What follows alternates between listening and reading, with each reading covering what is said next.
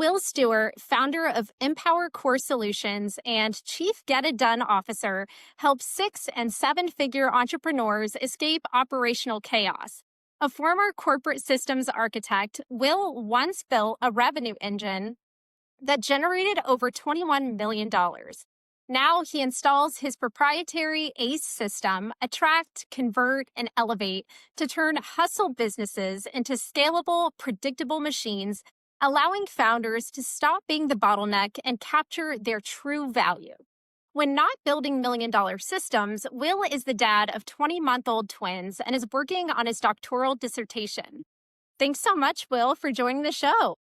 Thank you. That was like the best intro anyone's ever done for me. It's a pleasure to have you here. I would love to kick off this show by talking about systems because the last time we spoke, I was so interested to learn more about how systems work and what it means for you. So, when was the moment that you realized that the world is made up of systems and that's what you want to spend your time focusing on? It's more, for me, it's been like a feeling where there's a feeling that everything is connected. And so when you look at systems, like systems explained my feelings. But systems thinking, when I sort of discovered it a few years ago, I'm like, oh yes, this is how I've been feeling all along. And it was like when you meet somebody and you're like, oh, this person really gets me. Like Steph really gets me. She really understands how much I love dogs because she loves dogs and we love dogs so much. It was sort of the same relationship with like systems thinking. We're like, oh, that systems thinking really gets me and I really get systems thinking. It's almost been a lifelong kind of situation. I can really relate to that feeling. It's also what I experience with data analytics when I'm in my own internal world and then I'm able to actually apply that same thought pattern to something outside. Can you explain a little bit more about what systems thinking means? Systems are not like processes. Processes and operations are part of systems. But we're really looking at like how does this system operate? So, for instance, like my communication system, I can just say my phone and I have whereas it's a system. I'm interfacing with the phone, but I'm also interfacing with the software and the apps. The phone is interacting with the software, is interacting with the hardware, and how all of those things working so that a repeatable outcome is happening. So if I pick up my phone and I look at LinkedIn or something, that is always sort of operational and functioning. And then it's like, well, understanding how those interactions are organizing themselves or the disorganized. And it's also a great way to look at problem solving. It's about the interactions between the components within this boundary we're calling a system. You mentioned earlier there's a difference between systems and process. Would you mind elaborating on that a little bit more? Because I thought that was really interesting, and I have found myself confused at what the difference actually is. Yeah. So basically, like a process is in general very linear. Like a recipe is a process. We have these ingredients and then we're going to mix it and put it together and bake it or cook it at this temperature. And if you go out of that process, you can do it, but if you don't follow it, then you sort of are going to get garbage. A system is not linear at all. It's quite dynamic. It can be two things can be happening at once, five things can be happening at once, multiple interfaces can be happening. And so it seems like it's more chaotic, but the process generally fits within the system. I hear a lot of times we have systems for something. And then I talk with founders and generally they have a process for it or step-by-step directions, but it's not the actual system. And so when they're having a problem with their system, it's generally a problem with their process. But then we look at the other components that are happening around it. It's generally one of those other components. This makes a lot of sense to me. It's like what you're saying is a process has like a step by step, and then a system, there's so many other different components. Yes. So if you're making a cake, right, there is a process to making a cake, and you can mix the wet and dry ingredients at different places. It doesn't really matter, but at a point, it all has to flow in a certain way. Well, like the system of creating a cake is very different because then it's the interactions of the person who's making it to the stove, the kitchen, the area, the tech, whether it's day or is it night. Do you have power outside? Do you have kids running around? Like, so there's a lot more components that can happen than in that sort of cake making system or your culinary prep system than just the process. That's such a good example. So, okay, if we applied that kind of same logic then to a business, what are some of the different components or factors that you typically talk with people about when it comes to systems? I talk to a lot of SaaS founders who are like on LinkedIn. And so generally you looking at it and trying to pinpoint something that's not going right. So they're saying like, well, I'm not making revenue this month. Okay. The fact that you're not making revenue, your system is doing exactly what it should be doing. It's not mixing it up. There's something in there that's creating this output. So if you're saying it's not enough, let's go in and investigate what's happening in your system so we can change that output. So for instance, maybe they have great content, but their sales part is not great. Like they're not converting those clients. Maybe it's a software and it's like, well, we have a great software. Well, okay, but the reason why you're not making enough money is probably your conversions, or like other places, the churn is very high with the software. So it's exciting because you get to be like a detective. And that's how I see it, because it's generally not just one thing. Sometimes it can be, but there's multiple things, and you're saying, how can I reorganize your system to get you the output that you want? No, this is a really good explanation because for me as a data analyst, oftentimes it's not just isolated to one thing. Absolutely. And so there are a few like champions of systems thinking, and one of them is Donatello Meadows. And one of her big points and principles is leverage points. So, like you said, there could be multiple issues going on one system, but those are going to have grades of severity. So, we want to look at obviously what gives us the most leverage to fix the system. Is it a boss who doesn't respond to emails? Is it the lack of the tech that they're using? Is the tech super old? So there could be five things that are happening at once. But what is, for systems thinking, we're like, what gives us the biggest bang for our buck that we can leverage that one with the minimal effort that makes the maximum output? Now, sometimes it's not that easy. Sometimes it's a lot of heavy lifting, right? It just depends on we're always looking for like leverage points. Let's just do data analytics, right? Okay, well, give me some context. And so as a data analyst, I'm like, well, what is it about? Well, just run these numbers. Yeah, it's going to help me a lot more if you tell me what this is about so I can use my experience to help filter it, because just raw data is, even if you're filtering it through a system, it's still too much. And so really saying like, what am I looking at context and how can I leverage it the best? That's when, for systems thinking, I think is one of the strong points, is we're looking at that leverage. Right. How do you actually get to the point of identifying the leverage? Let's use that example of that director or someone who's not responding to emails. I think it's easy sometimes for us to like look at tech and these things and processes and operations. At the end of the day, generally you're interacting with a human being.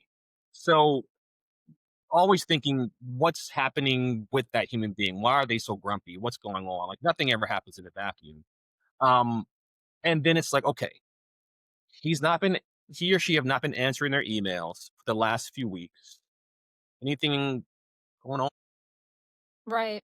Something, we suspect something is happening maybe at home. Or we know something's happening at home. He's got a sick kid, the wife is sick, the parent is sick, something's happening. Okay. So it's not a personality thing, it's a bandwidth thing. So it's not, so that changes how we approach that particular person, because it's not the email system. The email system is working perfectly because it works for everyone else. Maybe it's a phone issue. I don't know, but we're thinking like we're trying to, what's the leverage point that we need to do? So how do we work with this person to leverage that? And if it's the founder, it's like, hey, we haven't been responding. You need to do that. Or I remember I was at one particular organization. It's like, can we create something simple like a decision tree, decision matrix? So you're not answering every single thing. and they're not waiting for you. If it's this threshold, say a financial threshold of $5,000, I feel comfortable with that because your staff can make that decision on their own. Yes, if it's 5,000 and over or whatever, or $5,001 over, it needs to come to me. So what we found was that like that person didn't have the bandwidth to deal with the $5,000 less issue, but they certainly have one to deal with the $20,000 issue. They would get back to them like that. So it's sort of looking at like how, and so the decision matrix, like we had to, but it's such a leverage point that they were able to hold on to, and then of course everything else flowed fine. I'm not a therapist. I've been like, you need to see somebody about that. But we can definitely matrix a decision matrix for your company where your subordinates or your employees are making decisions and you're okay with that.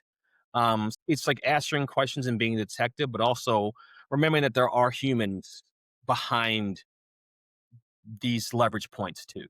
Right. I think that's such an important distinction to make.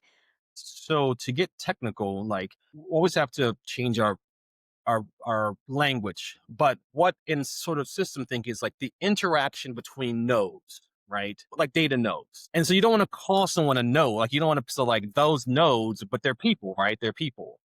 But the reality is that it is interactions between nodes. A node can be a person, place, or thing. A node can be like a person, like the director to the assistant to the VP of operations, the data analysis, the analysis to their computer, right? My interaction with my computer was something's wrong with it. And I remember I had this issue, like I was running huge data sets. And anyone who runs huge data sets knows that they can't run on 8 MB of RAM. Like you need like 32s. You need something powerful. Otherwise, you're going to be sitting there while it's processing.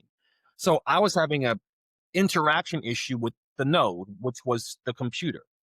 So it's like, how are those two, three, four nodes interacting? And that's what systems thinking is saying.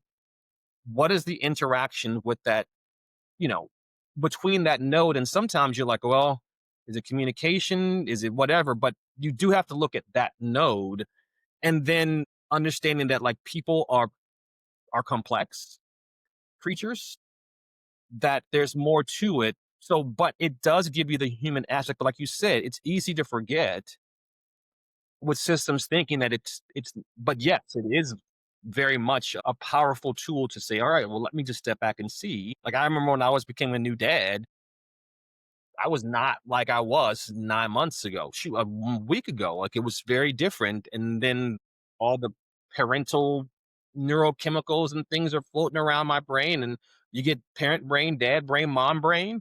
And Right. it's a real thing, but you're like, am I stupid? You're like, no, it's just my physiology is interacting differently with everything. Like remember, I couldn't remember like a phone number. I'm like, why can't I remember this? But it was just the way. So I think it's definitely a good way, but it's easy to forget, super easy to forget about that human aspect. Yeah, that sounds like such a healthy approach to life in general, whether it's personal or professional. So here's my next question then. When we're thinking about who is responsible then for maintaining a system, ensuring that it's running smoothly, like is it more of a top down approach? Like a CEO or a leader of sorts would be the person that needs to be implementing these things? Or is it like everyone has a role to play?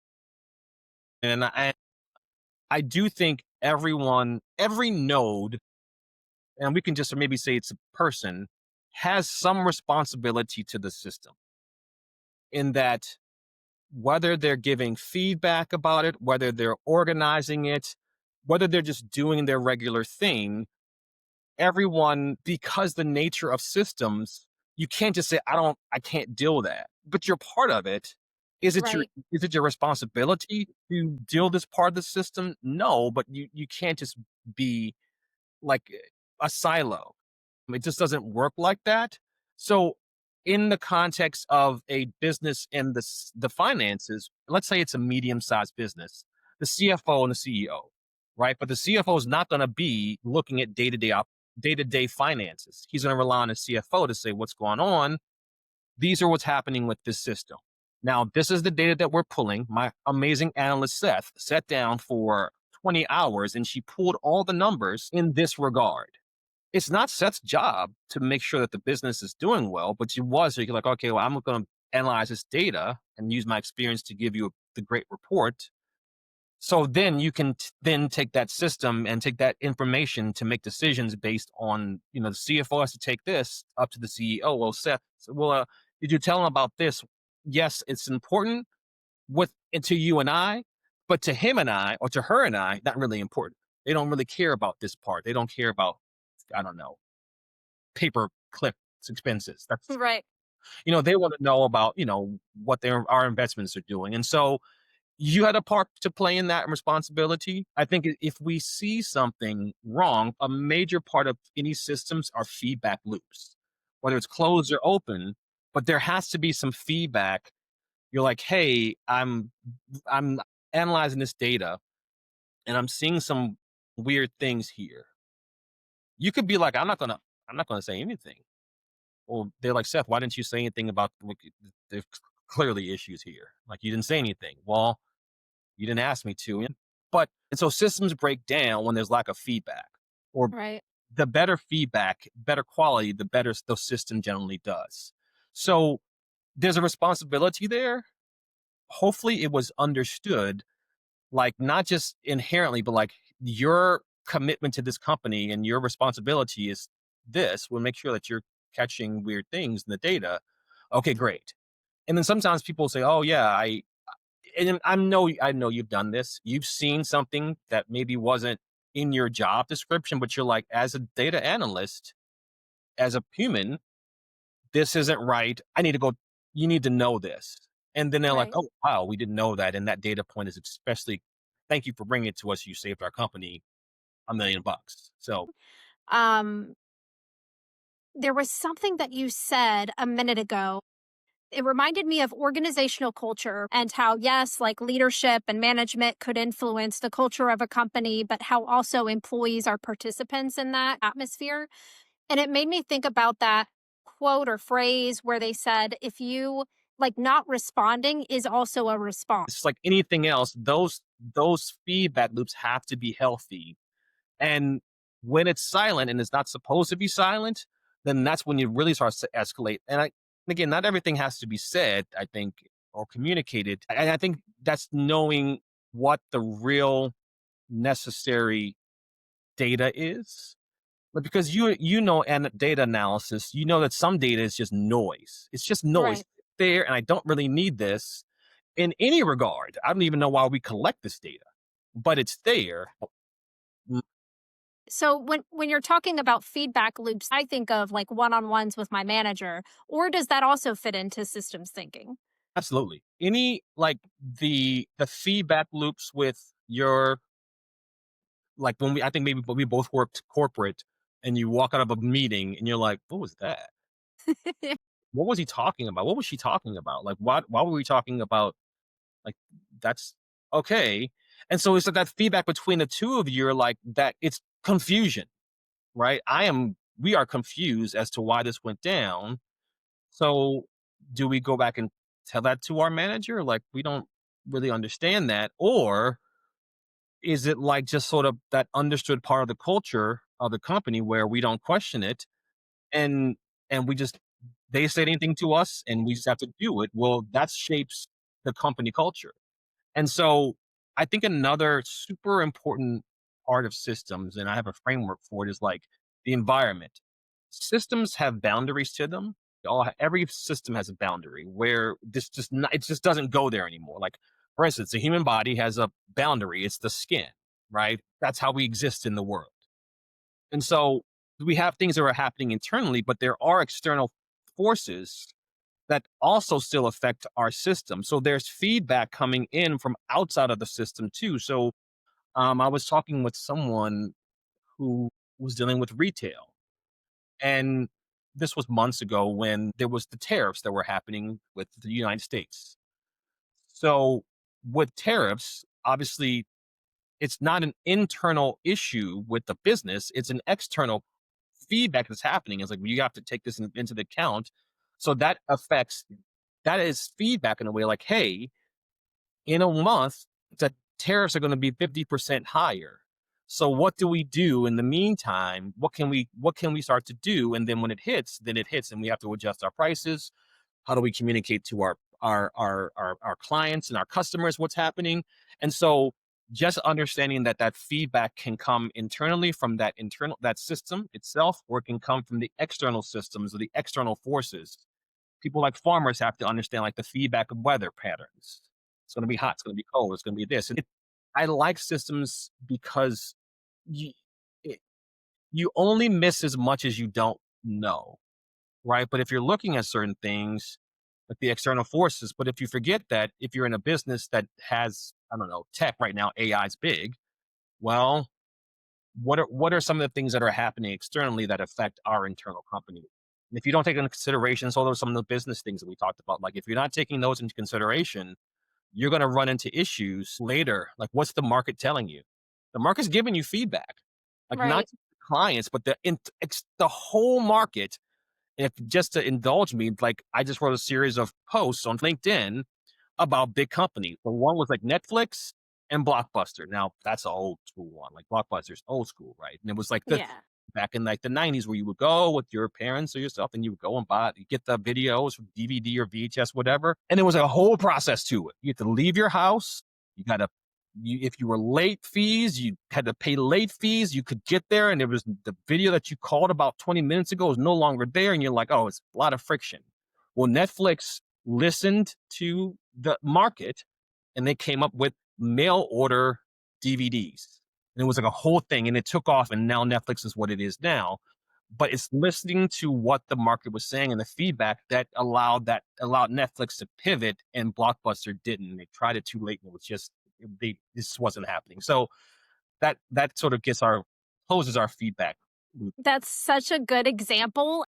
Just thinking about what's happening around you in the marketplace, what's happening in the economy, like looking at all of these different external factors and then making your move from there. This has me thinking a lot about like the type of people that you work with your business. What is some of the biggest challenges or like patterns that you're finding when you work with people? So like you and I both own our businesses. And so in general, I would say most entrepreneurs are smart. They're like smart people. Like you have to be a particular kind of person. And I'm not talking about like academically smart, but you have to be like on your game. It has to be a certain fire that you have to say, I'm going to go out and start a business. And from nothing, you're like, okay, great. That's intense. It's a lot. And, we all have our strengths and weaknesses. What I see a lot is really smart people starting their business and having to do like everything: marketing, sales, product development, operations. They're writing the emails, they're taking the phone calls. And what I think happens is you more than likely have to do that initially, unless maybe you have a partner who's their operations and you're the software developer, right? But even then, there's other parts of that. And so I think some of the issues that I see is founders have created a system or they've organized a system, right? Because the traditional thought is like, we don't create systems, we just organize them. There's levels of disorganization. They just sort of come together and they self organize, and then we can sort of manipulate some of those components. So if you come into a business and you're saying, okay, tell me what's going on, there's a system happening. What I have found the hardest is to be like, you created this system, we have to reorganize it. And I didn't do that. Yet you did do it. You didn't know that you did it. It's not your fault. Like you're just doing what you knew how to do, how to organize this system the way that you knew. And there are different ways to do it. So, like for instance, like people hate changing their emails. I get it. It's a pain in the butt. Yes. That email system is limiting to you. Like you're trying to do X amount of campaigns every month, and it's costing you 10 times as much if you go to a different system because you've outgrown it. You've outgrown that one node in your system. You've outgrown it.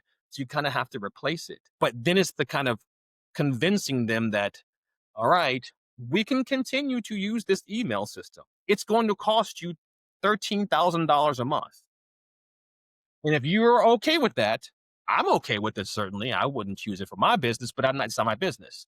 Or we can reorganize it. It's going to take a little bit of work. to redo the system. But at the end of the day, you're going to be saving $10,000 a month. So what do you want? 10,000 more in revenue, or do you want to stay where you are? Most times they want to change. And so it's helping people to recognize the system that they've created or they've organized and then helping them to reorganize it. Um, and that's where the human component comes in, because people don't ever want to be told that they're wrong. No one wants to be told they're wrong. Like Right. was talking to somebody, they were like, the place in our brain that determines, like, makes a choice is the same place that we determine if we're in love with somebody. So telling them they're wrong is almost like telling them they're not in love with somebody. It's the same sort of brain systems. And you're like, okay, when I learned that, I'm like, oh wow, I can't tell someone they're wrong because that's like saying that you're not in love with this person. So how can I phrase it in that regard so that I can get around those natural defenses, but I do have to take consider, like, hey, so here's the way it's going to play out. And when you sort of take it to them, talking about their pain, but also talking about logic, and you're sort of sizing up like where are they in that space, then you learn how to communicate to them a little bit better. But I learned that about the love and the wrong thing maybe 15 years ago, and I've never forgotten it. It was a really powerful mindset change for me.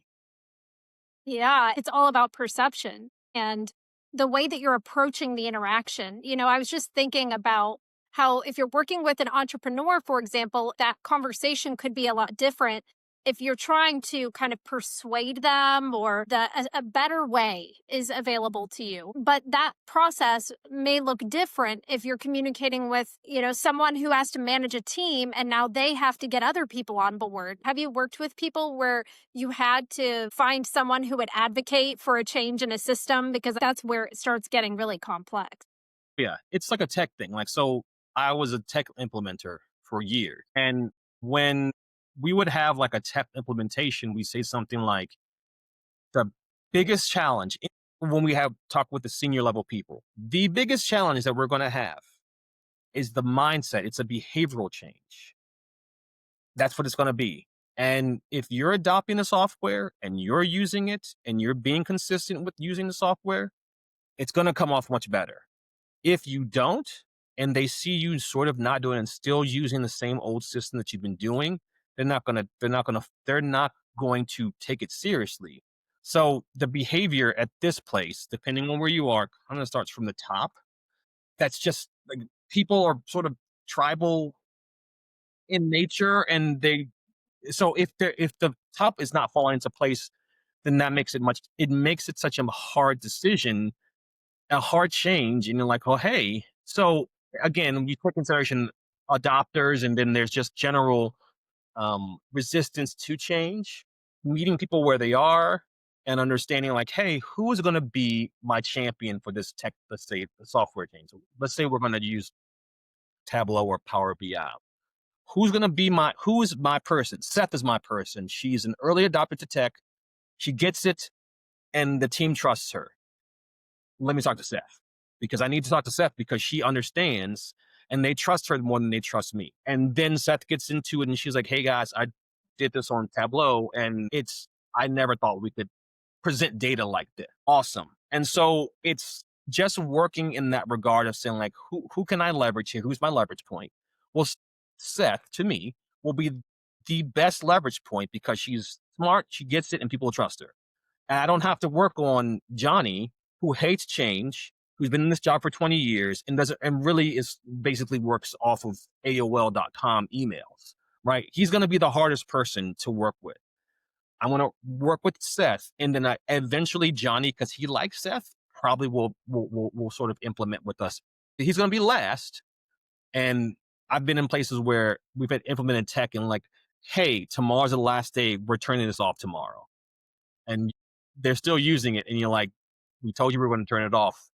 And so I think that's the way to, at least I've learned to work with people in that regard. This is what I think a lot of data professionals could benefit from is having this kind of thinking so that they can more effectively present the pros, the cons, providing enough information that connects to the stakeholder to be able to actually get their projects moving forward. Yes, I did an exercise 2 weeks ago, and it basically asked us like who are our heroes or who do we look up to or something. I'm a big Star Trek nerd. Like I'm off the charts. Like I've been to and I probably have seen every episode of Star Trek, all of them. And so sort of like who is Captain Picard or Captain Kirk or something. So my like favorite people are Mr. Data and Mr. Spock. They're both smart, they're logical, and they have that's their character, right? Both of them struggled with the emotional part of humans. Mr. Spock was half human, but there was always a struggle. They were different.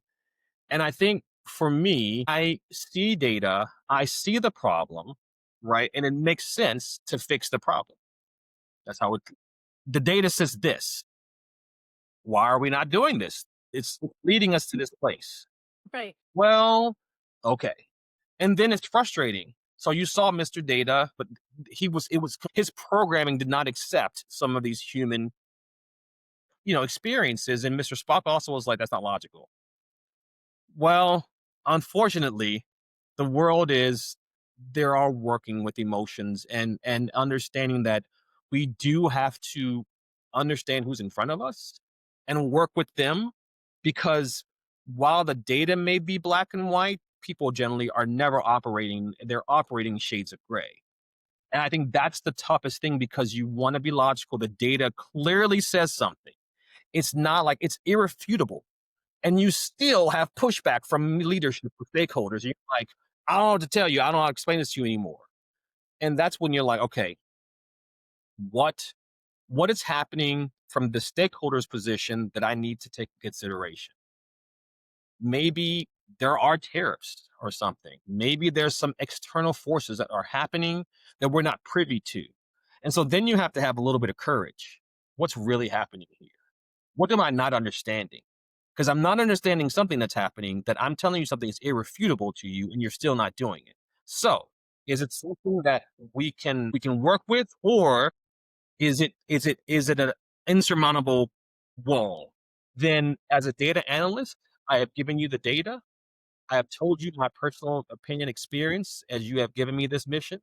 Now it's up to you to make those decisions. And I think that's the hardest part when you work with clients and everything. I've given you this stuff, this information. I have a lot of clients who work with clients. Like I'm a lot of B2B, but there's sometimes B2C.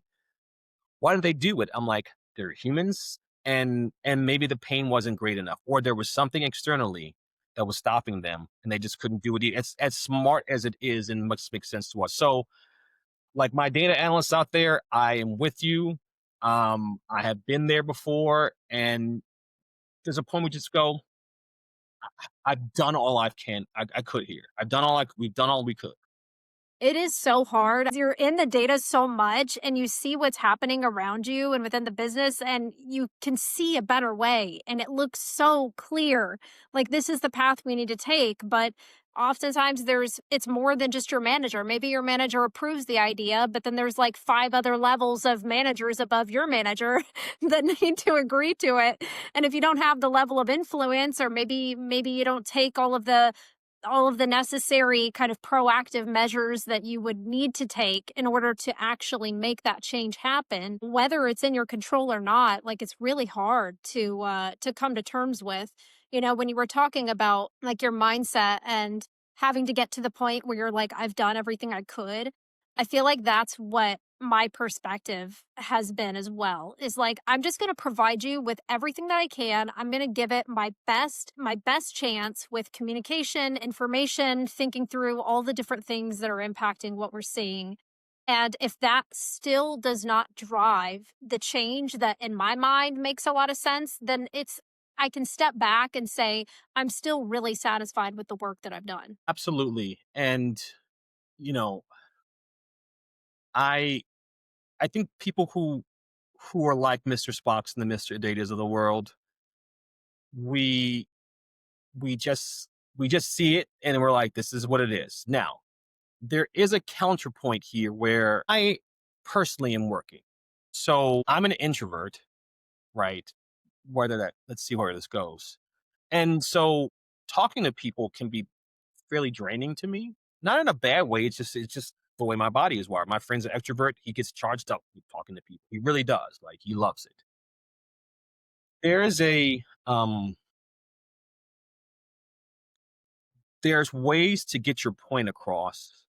And there's a book by Dale Carnegie, was like making friends and winning influence. I think I'm misquoting it, but it was a really powerful book that if you can get into the art of persuasion and those soft skills, right? Because as a data analyst, you have to have hard skills, but there's also sort of those soft skills, which I think people like the Mr. Datas and Spocks of the world were like, no, I don't want to do that. Well, you don't want to, but it's part of it. And you have to learn how to talk to people and get them to see your point of view.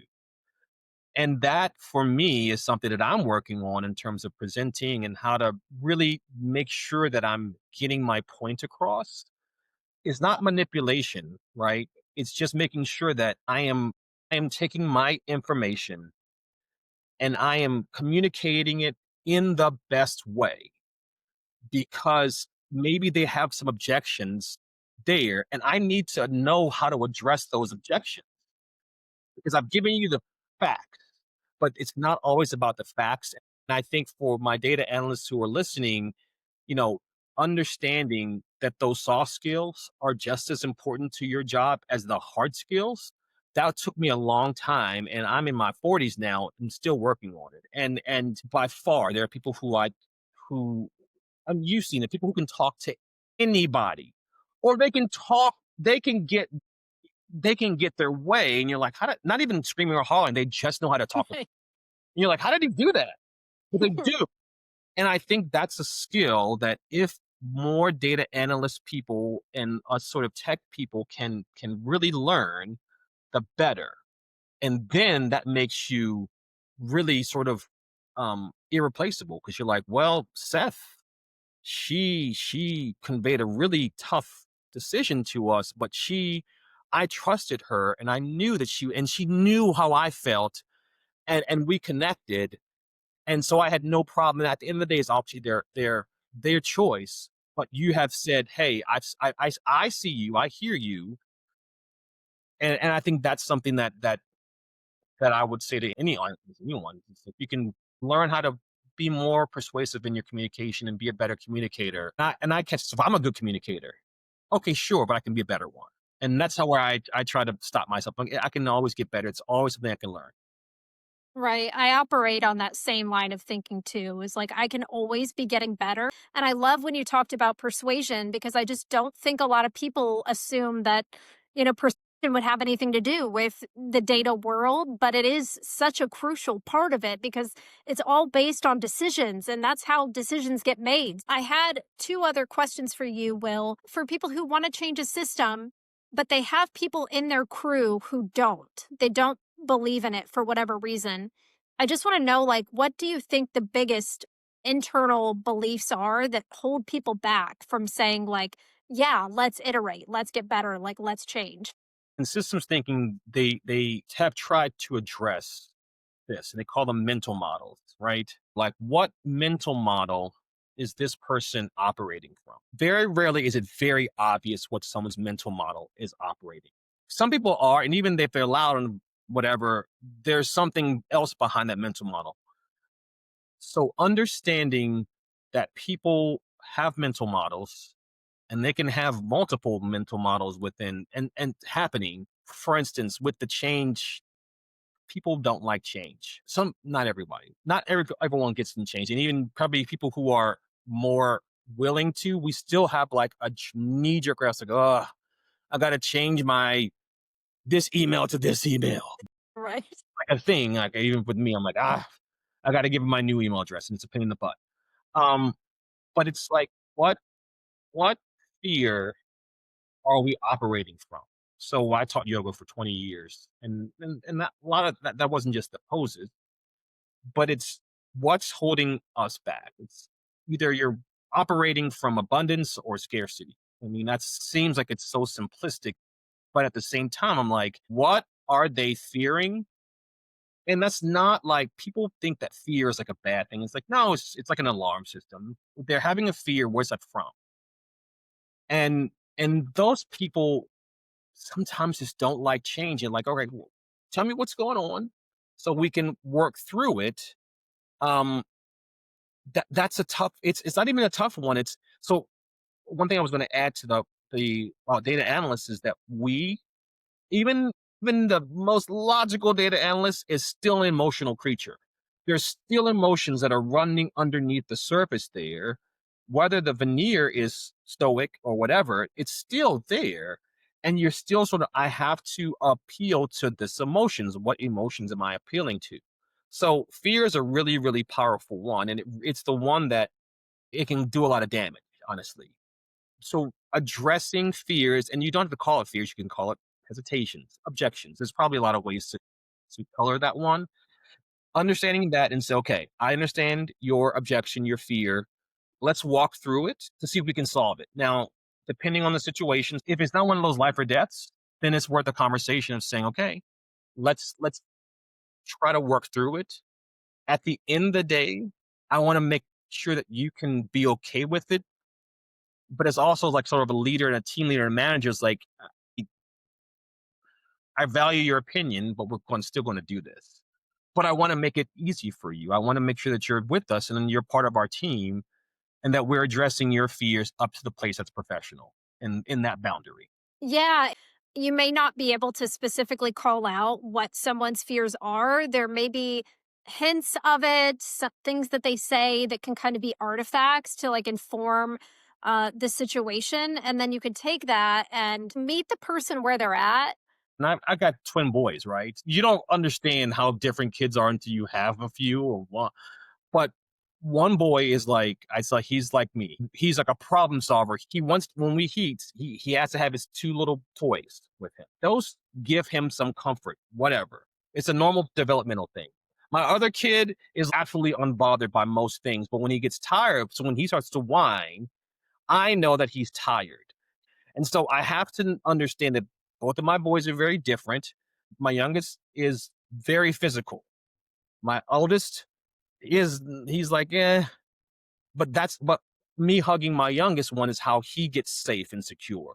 It's like the same thing with obviously with people. It's like, how do I work with their thing to get them secure? I always when I start a job, I'm like, what's your communication style? What's your management style? I want to know what those are. And they're like, no one's ever asked me that before. I'm asking you. I want to know what your styles are.